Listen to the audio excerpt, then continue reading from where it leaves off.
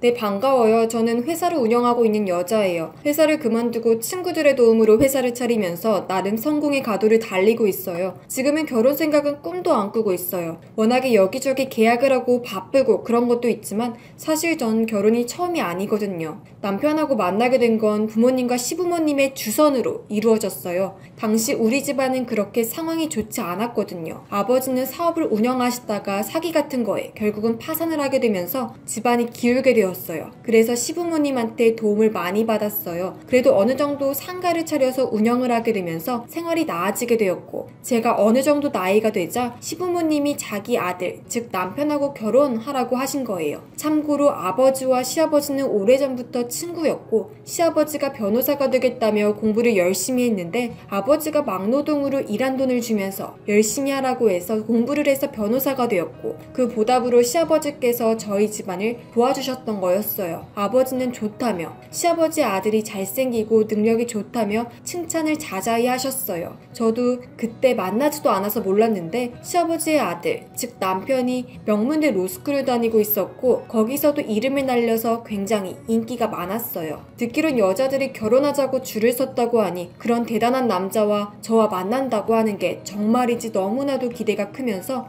시아버지한테 큰 고마움을 느꼈어요. 아버지도 고맙다고 하시니까 시아버지가 이 정도는 아무것도 아니지. 게다가 네 딸도 어디 꿀리지 않잖아. 우리 마누라도 네 딸에 대해 이야기하니까 많이 좋아라 하던데. 저는 비록 가난하게 살고 그랬지만 공부를 열심히 해서 남편보단 아니지만 그 다음으로 잘 나가는 대학에 들어가서 공부를 열심히 해서 장학금 막 받고 그랬거든요. 게다가 교수님 추천으로 좋은 대기업에 일자리도 얻고 그래서 저도 집이 가난할 뿐이지 어디 가서도 꿀리거나 그러지 않았거든요. 그래도 저보다 괜찮은 남편을 만난다 하니까 제가 괜히 어디 부족하고 그런데 너무 과한 게 아닌가 하는 생각도 들고 그랬거든요. 그렇게 첫 맞선을 보았는데 보기보다 싼 티가 나시네요. 집안 이야기 들었는데 좀 그러네요. 네, 대놓고 저와 제 부모님을 비난하더라고요. 시아버지와 시어머니는 제가 마음에 들고 괜찮다고 생각하셨지만 남편은 그러지 않았거든요. 자기는 어디 괜찮은 모델 같고 돈 많은 여자랑 결혼하고 싶다 그랬거든요. 물론 이건 비밀인데 나중에 남편의 여동생, 이제 저한텐 아가씨죠. 그래서 그 아가씨한테 이야기를 들었는데 페북, 인스타에 이름 날렸던 예쁜 여자 모델이 있었는데 그 여자한테 여러 번 고백을 하고 메시지 보내고 그러다가 결국에는 스토커 신고를 당했다고 하더라고요. 솔직히 말해서 남편이 로스쿨 다니고 그런다고 하지만 외모는 좋아도 체격이 그렇게 크지 않았거든요.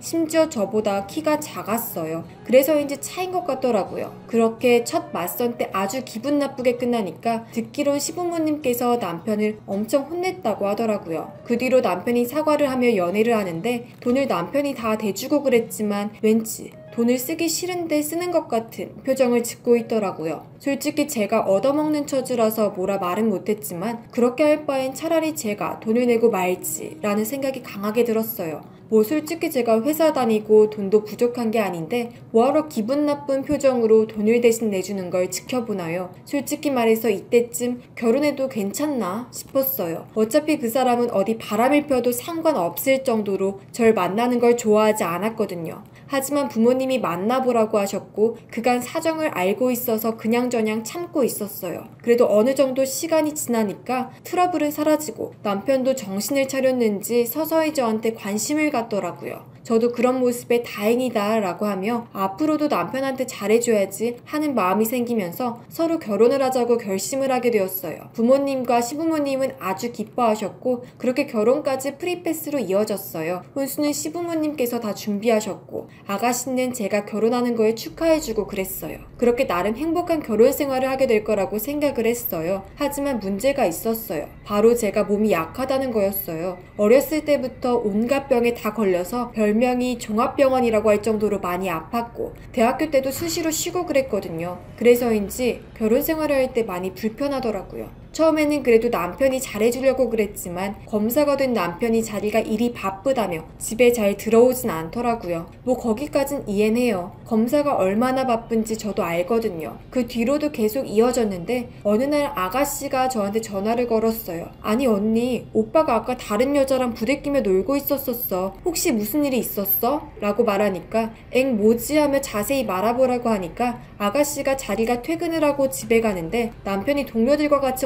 어디론가 가는 게 보여서 인사하려고 따라갔는데 웬 룸사롱 같은 데 들어가더니 남편이 해벌레하며 웬 여자들과 같이 나가는 걸 보았다고 하더라고요. 전 그거 듣고 너무 화가 나서 남편한테 전화를 걸었고 여태까지 그렇게 다른 여자들이랑 놀았던 거냐고 하니까 남편이 그래 맞다 어쩔래. 너는 뭐가 잘나서 그래. 그깟 대학 나왔다고. 난 아버지가 왜 너희 집안을 돕는지 이해가 안 가고 너처럼 허약한 애는 어디다 써. 이 말을 들으니 그제야 지금까지 남편이 절 진심으로 사랑한 게 아니라는 생각에 엉엉 울고 말았어요. 맞선부터 절 싫다는 사람이 나중에 사람이 바뀔 거라고 생각했던 제가 너무 방심했던 거였어요. 단지 부모님의 압박 때문에 그런 거라고 하니 정말이지 마음이 너무 착잡했어요. 그 뒤로 여자 문제로 티격태격하게 되고 부모님도 점점 지치시면서 이혼하는 게 어떻겠냐는 지경에 이르렀어요. 결국은 이혼을 하게 되었고 시부모님은 저한테 미안하다며 사과를 했고 아가씨도 오빠가 그런 게 자기가 대신 사과를 하겠다며 선물을 보내주고 그랬어요. 진짜 집안 사람들은 착한데 왜 그 사람만 그러는지 모르겠어요. 어쨌든 이혼의 슬픔에 한동안 회사를 다니지 않고 있다가 그만두게 되었고 폐인처럼 살고 있었어요.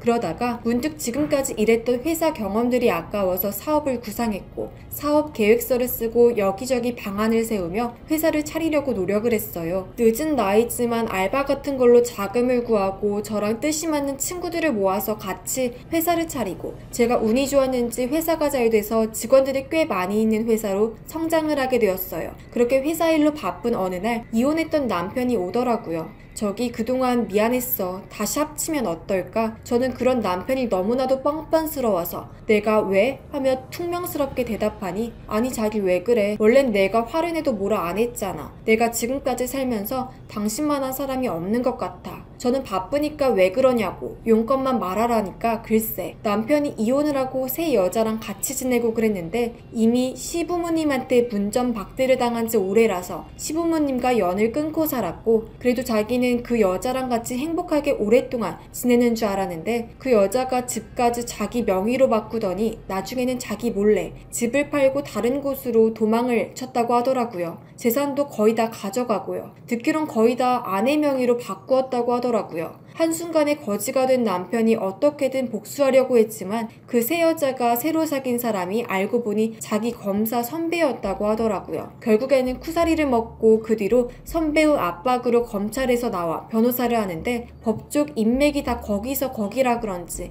남편한테 손님이 안 가게 그 새 여자가 사귀는 선배가 막 조치를 취했다고 하더라고요. 그래서 돈을 못 벌다가 제가 사업을 성공하는 거 듣고 왔다고 하더라고요. 아니 언제는 부모님이 돈이 없다고 뭐라 하고 저보고 허약한 애 어디다 쓰나고 하시던데 허약한 제가 돈을 잘 버는 거 보니까 후회되셨나봐요. 그러게 왜 그랬어. 그렇게 새 여자가 좋다고 떠난 주제에 다신 연락하지 마. 그리고 돈도 달라는 거 꿈도 꾸지 마 쓰레기 변호사야 하며 문전박대를 했고 남편은 결국 돌아가게 되었어요. 나중에 근황을 아가씨한테 들었는데 결국 변호사 사무실도 임대료를 못 내서 폐쇄하였고 지금은 어디 작은 회사 법무팀에 들어가서 겨우 월급 받고 살고 있다고 하더라고요. 정말이지 이렇게 통쾌한 일이 있나 싶네요. 명문대의 검사의 집이 돈이 많다고 거들먹거리는 거? 남편이 이렇게 처절하게 당하는 것 보면 그동안 당했던 수모들이 다 씻겨나갈 정도로 후련하네요. 아무튼 여러분들도 그렇게 살지 마시길 바라며 제 사연은 여기까지로 마무리를 지을게요. 그럼 다들 안녕히 계세요.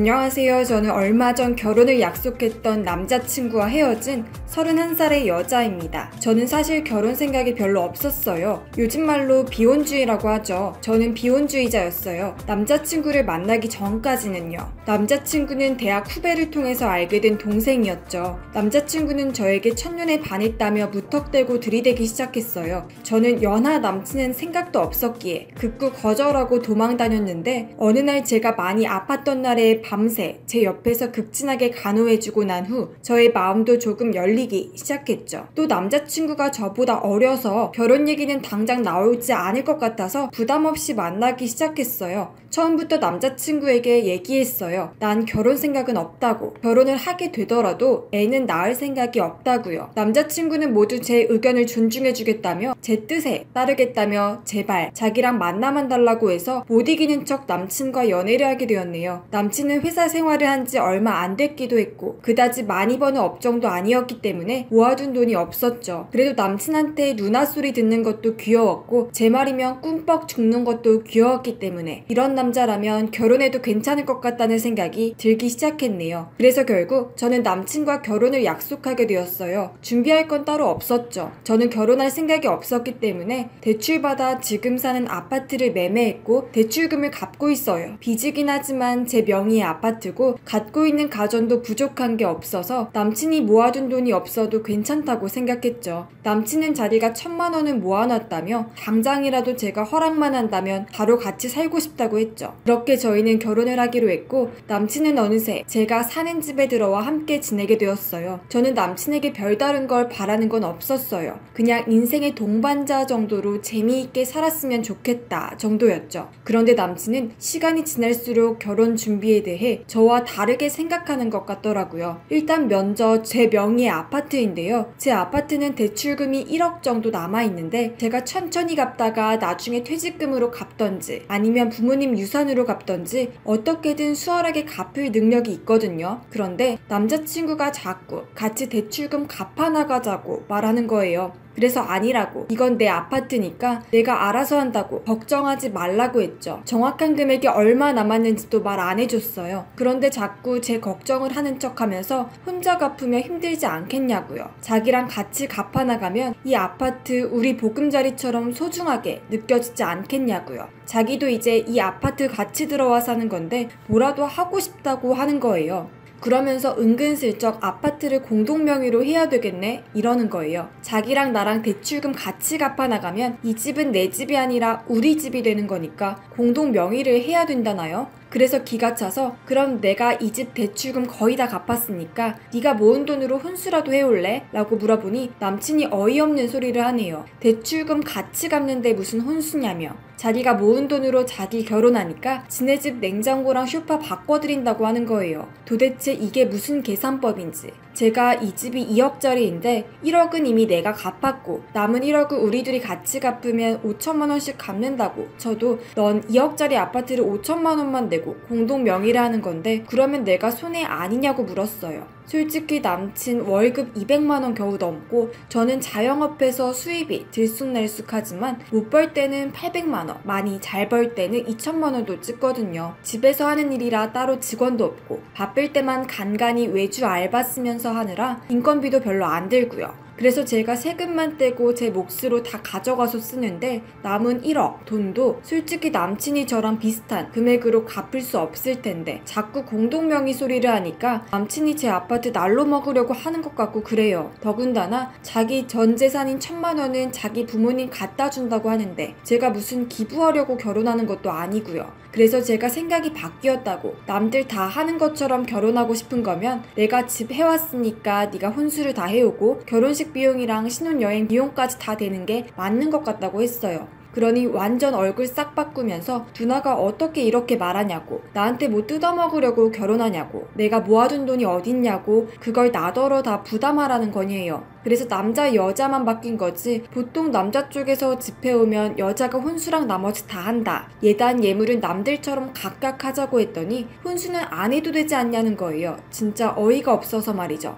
혼수를 왜 안 해오냐고 물었죠. 그랬더니 누나 집에 있는 것들 TV고 냉장고고 다 멀쩡하고 좋은데 왜 굳이 결혼한다고 바꾸냐. 이건 결혼 핑계로 자기한테 뜯어먹으려고 하는 거 아니냐요. 누가 누구한테 그런 소리를 하는지. 제가 보통 결혼하면 혼수도 싹 다 새로 한다. 내가 가지고 있는 것도 다 1인 가구에 맞춰져 있는 용량이지 둘이 살게 되면 좀 더 큰 것들로 써야 한다. 냉장고도 한 대 더 사야 할 거고 침대도 큰 사이즈로 바꿔야 할 거고 에어컨도 거실에만 있는데 안방에도 하나 더 놔야 할 것 아니냐고 그랬더니 저한테 기회주의자냐네요. 결혼 생각 없었고 이렇게 살 거였으면서 나랑 결혼하게 되니까 이 틈에 자기 돈으로 싹 다 바꿀 거냐고 그러는 거예요. 자기는 진짜 없는 월급에 열심히 돈 모아서 겨우 1,000만 원 모았는데 결혼한다고 부모님께 해드릴 것도 없어서 1,000만 원이라도 드리려고 했는데 그럼 누나가 우리 부모님 집 가구랑 가전 바꿔줄 거냐고 하네요. 그러면 공동명의 해달라고 어차피 부부라는 게 네 거 내 거가 어딨냐고 그러면서요. 저는 조금 생각해 보겠다고 했어요. 그리고 아무리 생각해도 남친이 계속 꽁으로 제 아파트 명의를 노리는 것 같고 오히려 자기가 저랑 결혼을 한다는 이유로 제 재산을 탐내는 기분이 들었어요. 손해를 안 보려고 하는 건 오히려 남친 쪽이라고 생각됐죠. 그래서 저는 혼자서 속으로 남친과의 관계를 다시 생각하고 있었어요. 사실 헤어지는 쪽으로 혼자 마음을 정하고 있었죠. 그런데 며칠 뒤 모르는 아줌마 아저씨가 저희 집에 찾아왔네요. 남친도 없는 사이여서 누군지 의심도 못하고 집을 잘못 찾으신 줄로만 알고 문을 열어들었네요. 그분들은 여기가 자기 아들 집이라며 너무 당당하게 들어오시더라고요. 그래서 여긴 제 집인데 잘못 찾아오신 것 같다고 문 앞을 막아섰더니 제 남친 이름을 대면서 자기 아들이라는 거예요. 제가 헤어짐을 생각하고 있는 사이에 남친은 지네 집에 나랑 결혼하면 경기도에 아파트가 집거된다고 떠들고 다녔나봐요. 남친 부모님은 저더러 나이가 많다고 해서 별로 탐탁지 않았는데 아파트라도 있어서 그나마 이 결혼 허락하는 거라네요. 제 남친은 나이 어린 것 빼고는 뭐하나 저보다 나은 게 없는데 말이에요. 일단 어른이시니까 그냥저냥 하시는 말씀 적당히 듣고 돌려보내려고 했어요. 아직 확실히 결혼할 계획은 없는데 뭐 때문에 찾아오신 거냐 여쭤봤어요. 그러니 내 아들 앞으로 집이 생겼다니 구경 와본 거라면서 앞으로 서울 갈 일 있을 때마다 여기 와서 지내면 되겠다고 김칫국부터 드시더라고요. 집 안을 쭉 둘러보시더니 제가 일하는 방에다가 저 자질구레한 책상이고 컴퓨터는 다 뭐냐면서 저거 다 치우고 자기네들 오면 머물 손님방으로 꾸미면 딱 좋겠다고 제 아파트를 가지고 자기끼리 뭘 할지 계획을 하더라고요. 자기들은 다리가 안 좋아서 낮은 침대를 놓으면 되고 화장실에는 샤워부스 떼버리고 욕조 넣어놓으면 되겠다고 누가 보면 집주인인 줄 알겠더라고요. 어디까지 하나 듣고 있다가 도무지 더 들을 수가 없어서 지금 착각을 하고 계시는 것 같다고 저랑 아드님 아직 결혼 안 했고 결혼을 한다 해도 여긴 제 돈 주고 산 제 아파트라고 말씀드렸더니 어차피 결혼하면 부부 공동재산인데 뭔 소리를 하니에요. 그리고 공동명의도 사실 마음에 안 든다. 결혼을 하면 남자 앞으로 명의를 돌려줘야지. 그래야 한 집의 가장이고 남편 체면이 서는 거라는 둥 헛소리를 하시네요. 그때 마침 남친이 퇴근하고 집에 들어왔어요. 남친은 자기 부모님이 와 계신 걸 보고 흠칫 놀라대요. 직접 와서 보실 줄은 지도 몰랐나 봐요. 제가 웃지도 않고 서서 냉담하게 눈치 주니까 지도 눈치는 있었는지 지네 부모님 모시고 나가네요. 그런데 그 부모님 뻔뻔하게도 자기가 아들 집에 힘들게 올라왔는데 어딜 가는 거냐면서 여기서 잠을 자야지 어딜 내보내는 거냐고 하시는데 머리가 지끈했어요. 남친한테 너도 오늘 이 집에 들어오지 말고 오랜만에 올라오신 부모님 모시고 좋은 호텔이나 가서 자고 오라고 돌려 말해서 겨우겨우 내보냈네요. 남친 내보내자마자 바로 남친 가지고 온 짐들 캐리어에 쑤셔넣기 시작했어요. 밤에 남친한테 전화와서 지네 부모님을 어떻게 그렇게 문전박대를 하냐면서 난리를 치길래 마지막 남은 정마저 뚝 떨어졌네요. 남친한테 미안하다며 지금 어디 호텔 몇 호인지 물어서 퀵서비스 불러다가 남친 짐 쑤셔넣은 캐리어 퀵으로 보내버렸네요. 착불로요. 제가 뭐 사과라도 하러 갈 줄 알고 남친은 그렇게 알고 있었나 본데 자기 짐이 퀵으로 오니까 당황했는지 밤새 전화가 왔네요. 그래서 저는 너랑 결혼은커녕 당장 내일부터 마주치고 싶지도 않다. 내 아파트에서 나는 혼자서 내 멋대로 살다 죽을 거니까 너는 꽃뱀짓 하려면 다른 여자 알아보라고 문자 보내고 폰 꺼놨네요. 도어락 비밀번호도 바꿨고 친오빠, 친남동생 불러서 당분간 우리 집에서 지내라고 했네요. 남친이 혹시라도 앙심 품고 찾아올까봐요. 그런데 진짜 찾아오더라고요. 문 발로 차고 소리 지르고 쌩 난리를 치길래 우락부락한 저희 친오빠가 나가니까 깨갱하더라고요. 저희 오빠가 너 뭐하는 놈이냐고, 왜 남의 집 문을 부수려고 하냐고 험악하게 나가니까 개미만한 목소리로 자기 이 집 주인인데 어쩌고 그래요. 그러니 제 친오빠가 네가 누군데 내 집을 니네 집이라고 떠드냐고, 여기 혼자 살던 여자 집 팔고 이사 갔으니까 한 번만 더 찾아오면 아주 죽여버린다고 으름장을 놨네요. 그렇게 반년 정도 지났는데 한두 번 더 찾아오더니 그때마다 우리 오빠가 나가니까 뒤도 안 돌아보고 도망가더라고요. 친오빠랑 친동생 장가 가기 전까지는 제가 끼고 살려고요. 어차피 방도 남는데 오랜만에 가족이랑 부대 끼고 살아보니 재미도 있고 좋더라고요. 앞으로는 어린 연하남 꽃뱀한테 물리지 않고 조심히 연애를 해야겠네요. 뭐 당분간은 남자에게 질려서 연애 생각도 안 날 것 같지만요.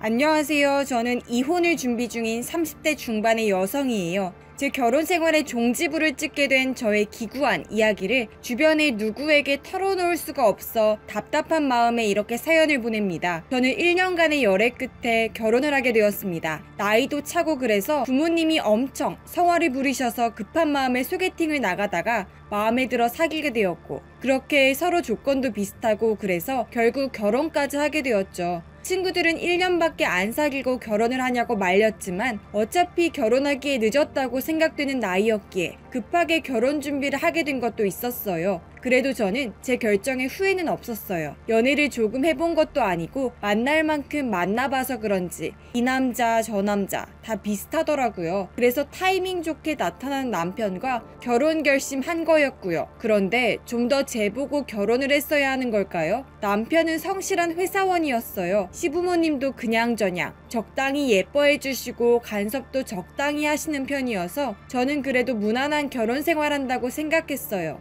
그런데 문제는 저희 부부 사이에 아이가 들어서질 않는다는 거였어요. 사실 결혼을 조금 서두른 이유도 저희 나이가 적지 않았기 때문에 조금이라도 빨리 아이를 가져야 한다는 생각 때문이었거든요. 그런데 원하는 아이가 생기지 않자 저는 조바심이 났어요. 그래서 남편과 병원도 다니고 불임 클리닉도 다녀보고 하다가 결국 제가 임신이 어려운 몸이라는 걸 듣게 됐네요. 병원 다니면서 몸도 힘들고 정신적으로도 많이 힘들어져서 당분간 남편과 좀 쉬기로 했었네요. 남편은 무리하지 말자고 우리 둘이 딩크 약속하고 결혼한 건 아니지만 아이가 정 안 생기면 그냥 우리 둘이 살아도 좋다고요. 시댁에서는 왜 아이를 안 갖냐며 재촉하시고 친정엄마는 어느 정도 이야기를 다 알고 계셨기 때문에 거의 죄인처럼 지내셨어요. 시댁은 너희 나이가 몇 살인데 아직도 애를 안 갖고 미적거리냐면서 저한테 넌 지금 나와도 노산이라고 얼른 애 가지라고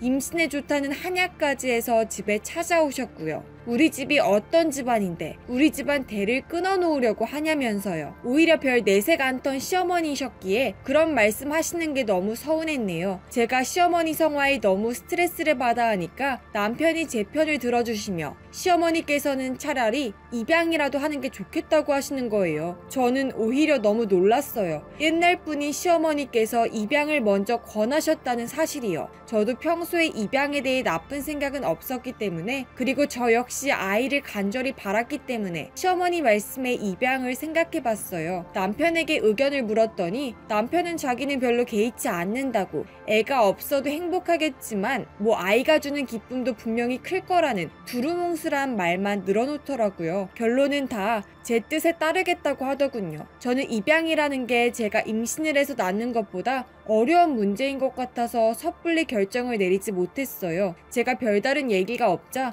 남편 쪽에서 먼저 다시 이야기를 꺼내더라고요. 아무래도 입양이 좋을 것 같다고요. 무조건 제 뜻에 따르겠다고 하던 남편이 먼저 입양을 하자고 하니 조금 의아하기도 했지만 오히려 남편이 먼저 나서서 입양하자 얘기를 해주니 저도 확신이 서더라고요. 그래서 보육원에 가서 아이들을 보기 시작했어요. 저는 아들을 입양하고 싶었는데 남편은 한 여자아이를 보더니 무조건 이 여자아이로 데려가자고 하는 거예요. 입양은 보통 어린아이를 하는 편인데 그 아이는 4, 5살은 돼 보이더라고요. 왜 이렇게 큰 아이를 데려가자고 하는 거냐 했더니 젖먹이 아이는 보는 게 힘들 거라면서 제가 힘들 걸 걱정해서 그런다는 거예요. 앞으로 키우면서 힘든 일이 많을 텐데 갓난쟁이 어떻게 돌보냐면서 우리가 나이도 있는데 갓난아이 돌보기엔 체력도 안 된다고 그냥 이 여자아이로 했으면 한다고요. 그래서 왜 하필 이 여자아이냐고 물었더니 자기랑 닮은 것 같다나요? 들여다봤더니 묘하게 남편 얼굴을 많이 닮았더라고요. 진짜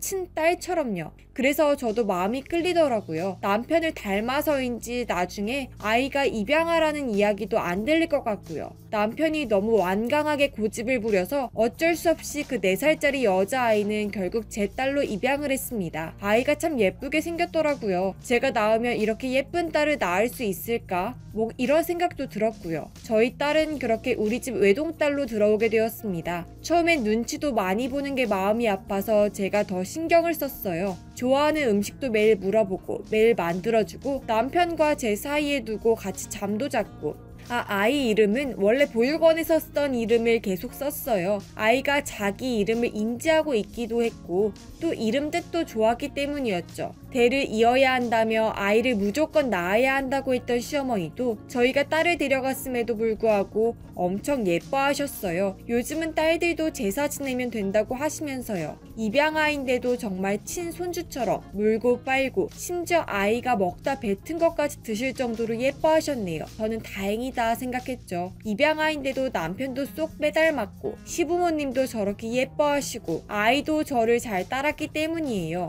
그런데 애가 좀 이상했던 점이 있었어요. 남편한테는 아빠 잘만 부르고 심지어 시부모님께도 할아버지 할머니 소리를 하는데 저한테 엄마라고 부르지를 않더라고요. 아이가 나이가 있어서인지 친엄마를 혹시 기억하고 있나? 그래서 저한테 쉽게 엄마라는 소리가 안 나오는 건가 혼자 속으로 생각하다가 남편에게 말했어요. 애가 저한테 엄마라는 소리를 안 한다고. 그랬더니 남편은 뭘 그런 걸로 속상해하냐며 어색하니까 그렇겠지 그러면서 나중에 크면 엄마라고 하겠지라고 대수롭지 않게 여기는 거예요. 저는 아이를 진짜 제가 낳은 친딸처럼 대해주고 온 정성을 다해 돌봤는데 저만 엄마 소리를 못 들으니까 점점 더 서운해지더라고요. 그때까지만 해도 상상도 못했죠. 아이에게 진짜 엄마가 따로 있다는 걸. 1년이 지나 아이를 유치원에 보내게 되었는데요. 마침 제가 다니던 회사에서 제게 다시 일해주었으면 좋겠다 해서 복직을 하게 되었어요. 그리고 남편은 육아 휴직을 하게 되었죠. 애 유치원 다니는 동안은 자기가 아이를 케어하겠다며 걱정하지 말고 나가서 일을 하라고 하더군요. 저는 정말 고마웠어요. 남들 꺼려하는 육아 휴직을 제 남편이 저를 위해서 해준다는 게요. 그래서 아이 유치원 다니는 2년간은 저는 일에만 몰두했죠. 남편은 그동안 아이 유치원 데려다주고 데려오고 밥은 시어머니께서 오셔서 차려주셨고요. 남편이 좀 할 줄 알았는데 요리 솜씨가 전혀 늘지를 않더라고요. 시어머니가 다 해주셨으니까요. 그런데 문득 제 아이 유치원을 제가 한 번도 안 가봤다는 생각이 들어서 어느 날은 회사 일을 일찍 끝내고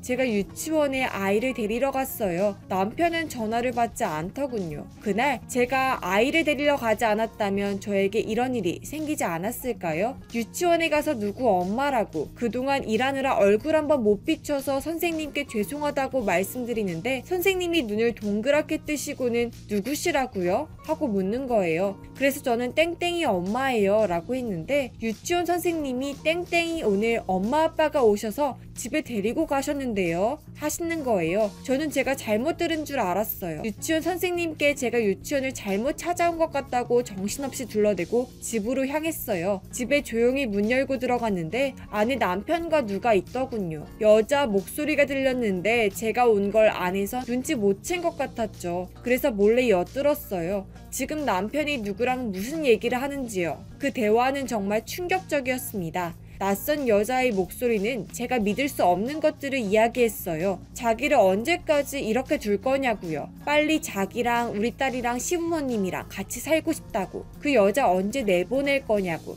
남편은 그 여자에게 다정한 목소리로 조금만 기다려달라고 말을 하더군요. 저는 이게 다 무슨 소리냐고 물었어요. 남편과 웬 여자가 있더군요. 남편이 왜 벌써 왔냐고 덜덜 떨면서 묻고 여자는 사색이 됐어요. 내 딸의 친엄마였던 거예요. 둘은 남편이랑 제가 만나기 전에 사귀던 사이인데 둘이 임신하고 여자는 자기 커리어를 포기할 수 없다며 애를 보육원에 버리고 떠났었고 남편은 저와 결혼한 후에 자기 딸을 찾게 된 거였죠. 그래서 저를 속이고 자기 딸을 입양해 제게 키우게 한 거였어요. 시부모님도 이미 다 알고 있었고 다 같이 작당하고 저를 속인 거였어요. 심지어 친엄마가 나타났는데도 자기들끼리만 만나서 저를 어떻게 쫓아낼까 고민하면서요. 그런데 그 와중에 딸이 아이가 방에서 나와 저에게 엄마 하는 거예요. 자기 친엄마가 눈앞에 있는데도 저에게 엄마라고 하는데 정말 미치겠더라고요. 제가 몇 년간 친딸로 생각하며 사랑으로 키운 아이가 이제서야 제게 엄마라고 부르는데 눈물이 나더라고요. 그러니 친엄마인 여자가 딸에게 다가가 엄마는 여기 있잖아 하는데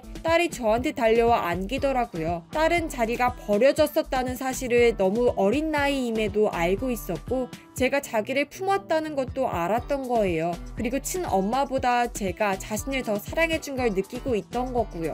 저는 당장 그 집에서 아이를 데리고 나왔고 이혼을 준비 중입니다. 아이는 어떻게 될지 모르겠지만 일단은 제 딸이니까요. 그 여자도 아무리 친엄마라고 해도 함부로 제게서 뺏어갈 수는 없어요. 제 호적에 제 딸로 올라와 있는 법적인 제 딸이고 제가 딸아이의 법적 보호자이니까요. 친엄마는 제게 매일 전화해서 자기 아이를 돌려달라고 난리를 치고 있고요. 남편도 시부모도 자기들 핏줄인데 당장 내놓으라고 난리세요. 이제 제 딸은 내년에 초등학교를 갈 정도로 많이 컸는데요. 그래서 딸의 의견을 존중해줄 생각입니다. 지금으로 보면 딸은 저와 사는 걸 택할 것 같긴 하네요. 저를 기만하고 속였던 친부모인 제 남편과 친모는 결국 자기들이 버렸던 딸에게서 또 버림받고 자기들이 했던 짓을 되돌려받는 거네요. 피눈물을 실컷 쏟게 한 다음에 딸의 거취를 생각해보려 해요. 아직 어린 제 딸이 너무 가엾지만 저는 최대한 딸의 편에 서서 딸이 해달라는 대로 해줄 생각입니다. 앞으로 저희 이혼이 잘 되기를, 딸과 제가 행복해지기를 기도해주세요.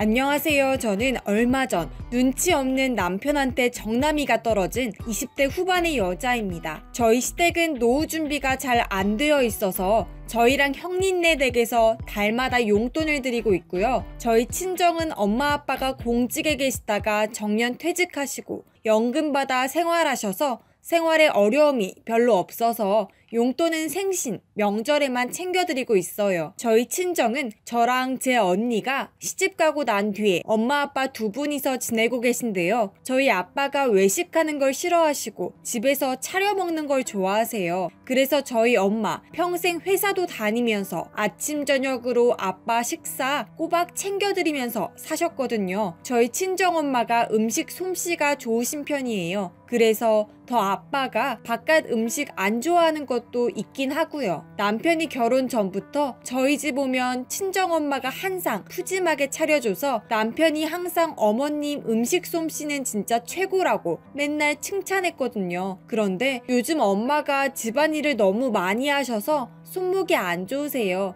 그래서 저랑 제 언니가 아빠한테 좀 뭐라고 했죠. 이제 엄마도 연세가 있으셔서 집안일 하기 힘드신데 일주일에 몇 번은 외식하시라고, 엄마가 밥하기 힘들다고 하는 날엔 밖에서 좀 사드시면 좋겠다고 간곡히 말씀드렸더니 아빠도 알겠다 하셨고 이제는 종종 밖에서 외식하시는 것 같더라고요. 엄마한테 넌지시 물어보니 요즘 네 아빠 밥 안 챙겨줘서 너무 좋다고, 대충 차려줘도 알아서 잘 먹는다고. 저희는 시댁에는 용돈 많이 드려요. 저희 친정은 노후 준비도 다 되셨고 오히려 친정 부모님이 저희보다 연금으로 받는 월 수입이 훨씬 많으셔서 친정에서 저희 이것저것 많이 사주시고요. 어린이날에는 아직도 용돈 주시고요. 저희 남편은 시댁에는 뭐 얼마나 더 해줄까 이 얘기만 해요. 원래는 명절에 30만원만 드리기로 했는데 30만원 너무 그렇지 않냐며 이제부터 50만원씩 드리는 게 어떻겠냐고, 월 용돈도 따로 드리는데. 그래서 그럼 우리 엄마 아빠도 똑같이 30만원 드리자고 했더니 친정은 돈 많으시잖아 이러면서 어물쩍 넘어가는 거예요. 아무리 돈이 많아도 자식들이 용돈 드리는 맛이 있는 건데 좀 드리면 안 되냐고 하니 그러면 우리 가게가 흔들린다나요? 그래놓고 얼마 전에 남편 생일이어서 저희 부모님이 사고 싶은 거 사라고 용돈 보내주셨거든요. 그런데 우리 엄마 아빠한테 돈 받아서 시댁에 뭐 해줄 거 없나 홈쇼핑 보고 있는 남편, 진짜 뒤통수를 한 대 치고 싶었네요. 제가 결국 터졌던 건 저희 엄마 생신날이었어요. 저랑 제 언니는 집 근처 고급 한식당 어디 갈까 예약 알아보고 있었는데 남편이 집에 오더니 뭘 밖에서 사 먹냐고, 맨날 밖에서 먹는 밥 싫다면서 그냥 처가에서 차려 먹자고 하네요. 언니랑 나랑 음식 잘 못하는데 그냥 밖에서 먹자. 우리 엄마보다 음식 맛있게 할 자신도 없어. 그러니까 뭘 제가 음식을 하냐고.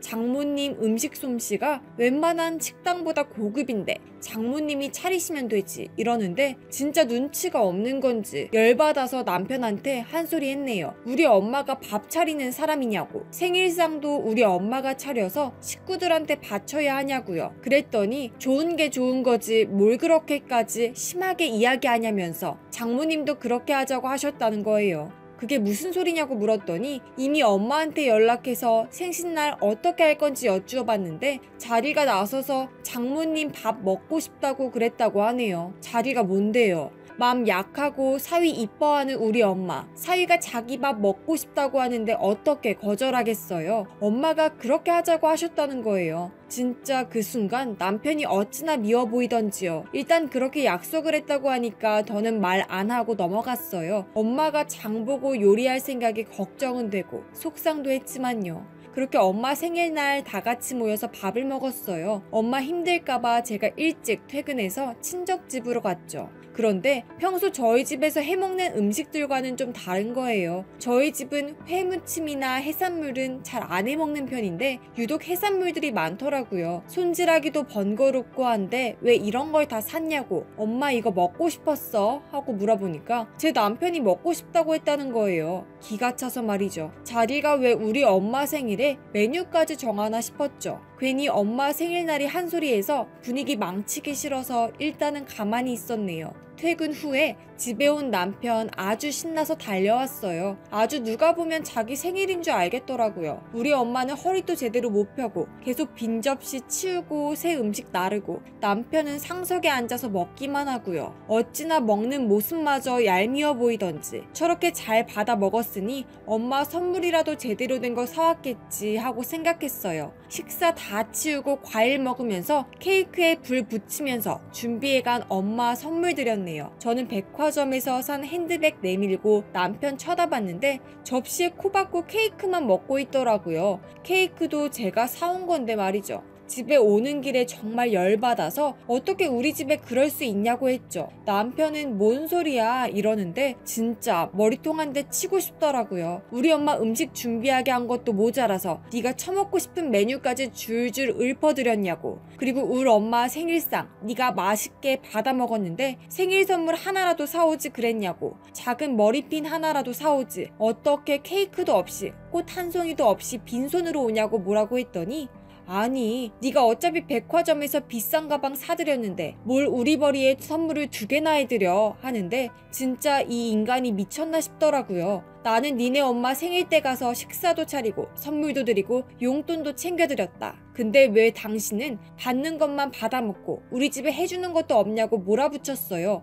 그러니 왜 기분 좋게 잘 먹고 와서 그러냐고 오히려 저더러 뭐라고 하네요. 저는 남편이랑 더 이상 말이 안 통할 것 같아서 입실은 그만두고 대충 씻고 거실에서 잔다고 하고 따로 잤네요. 남편은 제가 화난 걸 알면서도 저한테 미안하다고도 안 하고 지 혼자 침실에서 코 골면서 잤어요. 다음날 토요일이어서 TV 보면서 자다가 다음날 아침에 느지막이 일어났는데 남편이 없더라고요. 종종 아침에 나가서 운동하거나 목욕하러 가서 그런가 보다 하고 별 신경 안 쓰고 밥이나 먹으려 했죠. 어제 엄마 집에서 남은 음식 싸온 게 생각나서 그거나 차려 먹으려고 냉장고를 열었는데 냉장고 안이 환한 거예요. 텅텅 비었더라고요. 이게 뭐지 싶어서 주방을 다 뒤졌는데 엄마 음식이 어디에도 없더라고요. 어제 분명히 집에 들어올 때 남편이 반찬통 양손 무겁게 들고 들어왔거든요. 전 이게 어떻게 된 거지 생각하다가 남편한테 전화를 했어요. 받자마자 어디냐고 물었더니 시댁에 갔대요. 무슨 말도 없이 혼자 시댁을 갔냐고 했더니 시어머니한테 뭘 주러 왔대요. 저는 그때 딱 느낀 거예요. 아,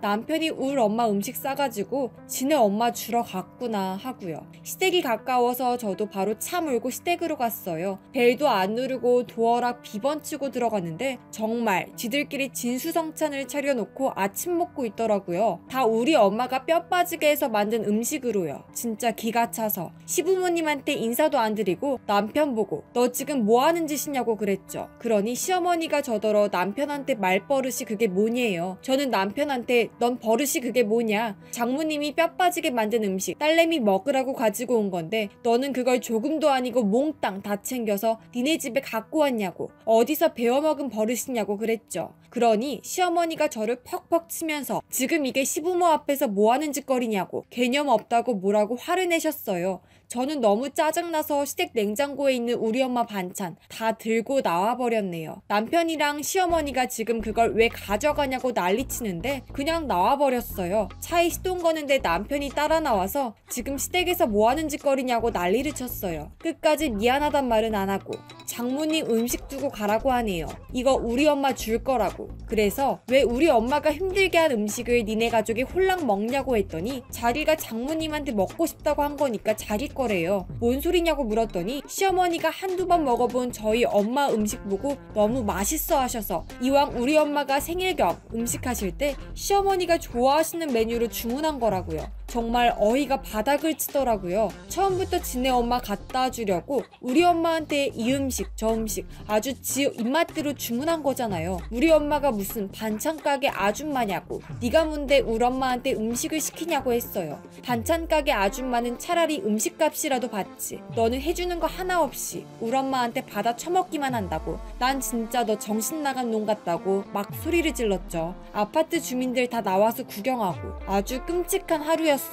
이 사연 정말 말이 안 된다고 생각하지 않으세요? 세상에 어떻게 저런 이기적인 남편이 있을 수가 있을까요? 저런 남편이 왜 하필 제 남편인 건지요. 저는 참을 만큼 참았다고 생각해요. 아직 아이도 없을 때 갈라서려고 해요. 오직 지네 엄마, 지네 가족만 위해서 우리 집 등골 쪽쪽 빼먹는 이기적인 남의 편은 버리고요. 저도 우리 엄마 아빠, 우리 가족만 위해서 살려고 합니다. 차라리 잘 됐죠. 저런 놈인 줄 모르고 아기까지 낳았으면 어쩔 뻔했나요? 아이가 없을 때 이 사단이 난 걸 하늘이 도왔다고 생각되네요. 남편한테 이혼 서류 내미니까 다신 안 그런다고 매달리고는 있는데 제가 흔들리지 않도록 응원해주세요. 지금까지 사연 들어주셔서 감사합니다.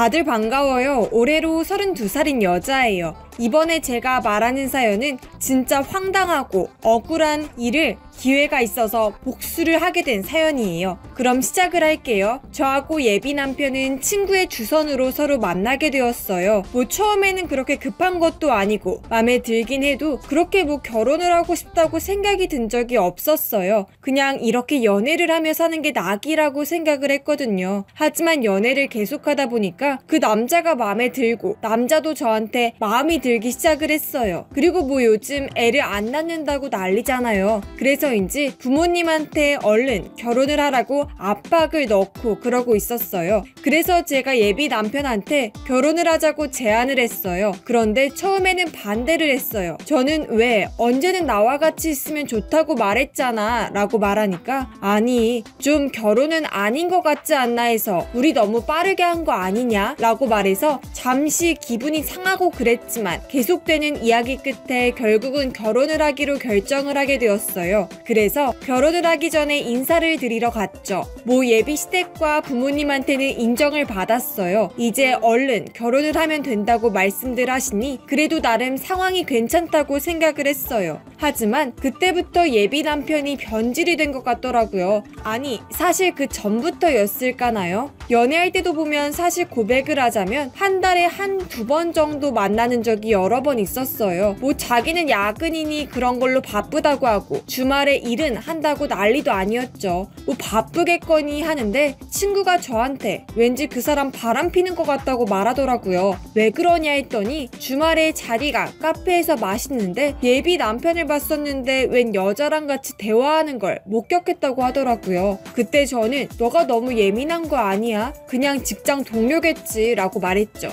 딱히 여자라고 바로 바람이라고 말하기에는 그렇잖아요. 직장 동료일 수가 있고요. 예비 남편한테 이 이야기를 하니까 잠시 당황을 하더니 그냥 직장 동료야. 안심해. 난 널 버리지 않아. 라고 안심을 한 상황이었죠. 그러던 어느 날 연차 쓰고 친구하고 같이 혼수 준비 어디서 하느냐고 의논하고 있었던 때였어요. 그렇게 돌아다니다가 카페에서 잠시 쉬게 되었죠. 여기서 네 결혼할 사람이 여자하고 대화하는 거 봤던 카페인데 네 말대로 직장 동료겠지. 저는 그런 친구한테 대체 왜 그러느냐며 웃으면서 농담으로 넘어갔는데 예비 남편이 보였죠. 저는 예비 남편한테 반갑다며 인사를 하는데 옆에 여자가 있더라고요. 친구가 말하는 그 여자였어요. 아, 너 여기 웬일이냐? 아, 소개할게. 내 직장 후배이고 여기 이분은 나하고 결혼할 사람이야. 소개를 하는데 상당히 예쁘더라고요. 그리고 같이 합석을 하는데 왜인지 애교기가 넘치면서도 약간 남자를 잘 꼬시는 것 같다는 생각이 들었어요. 친구도 너 조심해라 라고 말하며 주의까지 줄 정도였죠. 그때부터 좀 경계를 하기 시작을 했어요. 그 뒤로 웨딩드레스와 메이크업, 식장 등 여기저기 살피는데 저는 연차를 쓰며 막 찾고 그러는데 예비 남편은 자기는 바쁘다며 도와주지는 않는 거였어요. 그러다 보니 싸우는 일도 잦았고요. 솔직히 말해서 저 혼자 식장 찾고 저 혼자 드레스 맞추고 저 혼자 가전제품들 찾아보고 이러는 게 독박이잖아요. 그래서 예비 남편한테 제발 시간 내서 혼수 준비를 하자고 난리를 쳤어요. 그렇게 여러 번을 싸우다 보니 감정의 골은 깊어지고 있었죠. 그래도 결혼을 하지 말자 그런 생각까지는 안 들었어요. 하지만 이 마음은 상견례 전날에 깨지게 되었어요. 그때 부모님은 무슨 옷을 입을지 고민하시고 저도 같이 옷을 고르고 준비하고 있었는데 예비 시댁에서 전화가 온 거예요. 그래서 제가 먼저 받았는데 얘야 미안하다.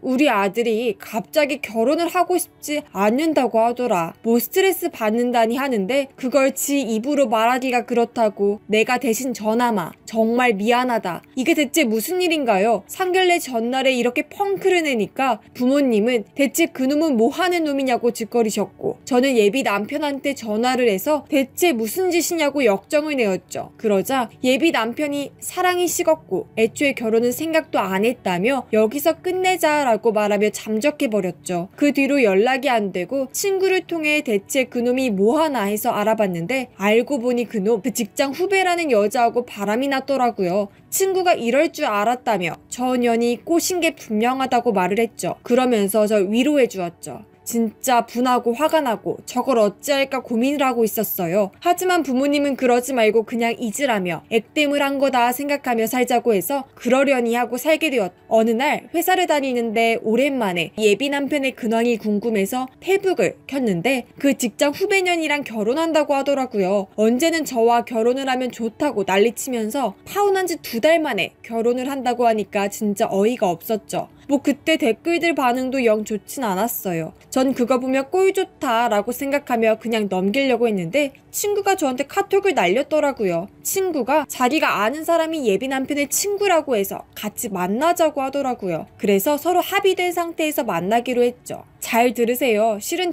그 녀석이 사귀는 여자하고 애인 관계였어요. 처음에 말 꺼낸 게 그거였고 그 뒤 이야기는 가관이었어요. 예비 남편은 친구들한테 직장 후배를 소개했는데 다들 예쁘다며 칭찬을 했다고 해요. 근데 그 뒤부터 그 여자가 이 친구 저 친구 건들며 사귀자고 했고 대다수는 거기에 빠져들면서 자기들끼리 모르게 어장관리를 당했다고 해요. 그러다가 일이 있어서 예비 남편을 보게 되었다고 해요. 그때 저하고 예비 남편이 혼수 준비하던 때였거든요. 아니, 제가 혼자 혼수 준비를 하던 때였죠. 그때 예비 남편을 봤는데 아주 쌍으로 데이트를 하며 오빠밖에 없다고 말하는 것 보고 역겨워서 친구들한테 이 사실을 이야기하며 자기랑 사귀다가 바람이 났다고 하니까 친구들이 엥? 걔 내 애인이었는데? 라고 말하며 모두가 깜짝 놀랐다고 해요. 그 뒤로 전 예비 신랑분하고 저와 친구들하고 사이가 안 좋아졌죠. 저희가 그 여자 꽃뱀이라고 네 결혼하는 사람 있잖아 정신 차리라고 제발이라고 막 뭐라고 했는데 듣지 않고 오히려 모함을 하는 거냐고 막 저희 보고 꺼지라고 하더라고요. 초등학교 때부터 같은 동네에 살았던 사이였는데 이러니까 좀 서글프더라고요. 그래도 설마 자기와 결혼하는 사람하고 결혼하면 정신 차리려나 했지만 그렇게 파혼을 하고 그 여자랑 결혼한다고 하니 저희가 어이가 없죠. 라고 말하며 복수를 같이 하자고 제안을 했죠.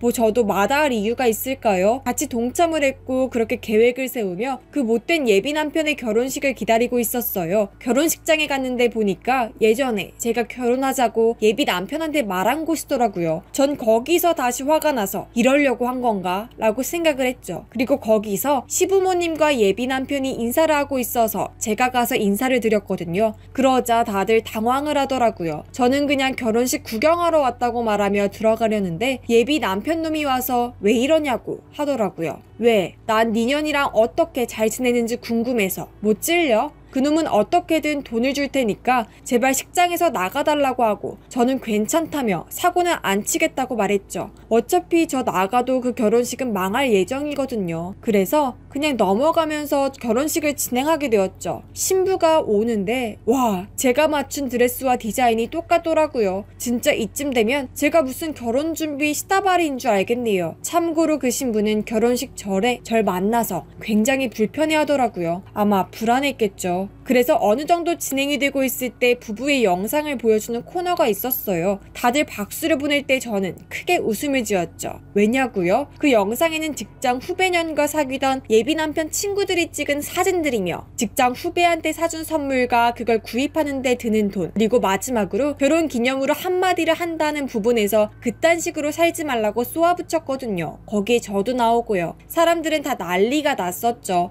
어장 관리를 한 걸 한 눈앞에 보이니 다들 욕하고 난리도 아니었죠. 결혼식이 난장판이 되자 저는 예비 남편한테 다가가 뺨을 때리고 침을 뱉으며 어디 잘해봐. 네 친구들이 이젠 너하고 연락은 안 한다더라. 평소에 친구 관리 좀 하지 라고 말하며 떠나버렸죠. 그 뒤로 예비 남편은 친구들한테도 친척들한테도 무시를 당하고 직장 후배년하고 같이 퇴사를 하게 되었죠. 그때 직장 동료들도 결혼식에 왔었거든요. 나중에 알게 되었는데 그 직장 동료들도 예비 남편하고 직장 후배하고 결혼하는 거에 많이 의심들을 했는데 그 영상을 보고 도저히 상종하고 싶지 않았다며 그 뒤로 아는 척을 안 했다고 말하더라고요. 그렇게 제 복수극은 끝이 났죠. 정말이지 그렇게 결혼하기 전에 바람을 피고 그 여자와 결혼을 하겠다는 예비 남편이 참 대단하더라고요. 그리고 그 여자 정말 꽃뱀이었어요. 그리고 그 꽃뱀 때문에 친구들까지 잃은 예비 남편은 대체 왜 이 지구에 태어나는지 의심이 들 정도로 한심했고요. 진짜 사람은 가려서 사귀어야 하나 싶을 싶을 정도로요. 가끔 친구하고 대화할 때 그 이야기가 나오면 이제는 화도 나지 않고 오히려 명청한 예비 남편 뒷담이나 까며 하루를 보내기도 해요. 제 사연은 여기까지이고 다음에도 또 봤으면 좋겠네요. 그럼 안녕히들 계세요.